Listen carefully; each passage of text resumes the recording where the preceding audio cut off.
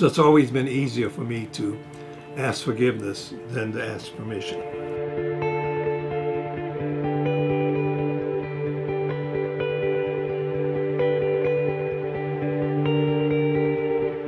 So there was still this thing looming over my head that, you know, you haven't gotten your private pilot's license. And I approached my wife about completing my flying lessons.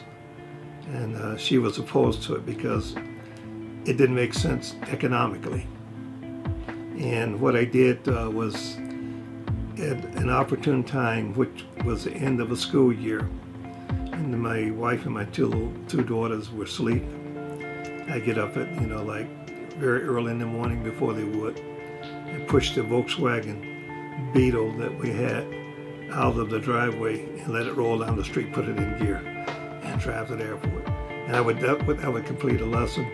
And so I did that a whole summer, and on August 22nd, 1964, I came home with a pilot's license in my hand, the temporary that the FAA issues, and a bottle of champagne. And my wife said, "What's that?" And I told her what had happened and how I did it. And she was very proud of me. ACE was founded by myself and several other my colleagues back in 1980 because we wanted to address a very serious problem, one that we considered was a serious problem.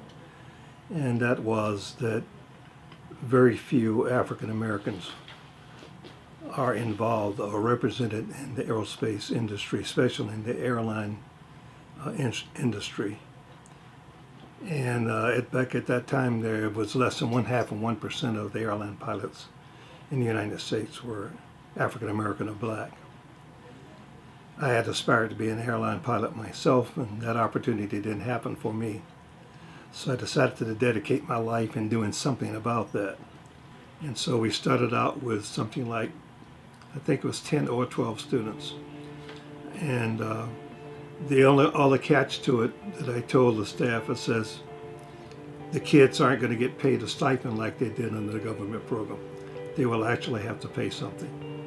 Otherwise, we won't be able to do this program. So we started out with tuition, $12 a month. And that was enough to offset the cost of the trailer.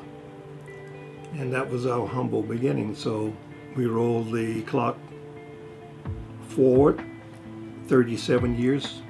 We're in our own building. We've had graduates to go on and be successful in the aviation industry. We've had students to graduate from aviation colleges and universities, including service academies like the United States Air Force Academy and the United States Naval Academy. And these same students who've gone out to be successful, many of them have come back and they're themselves volunteers.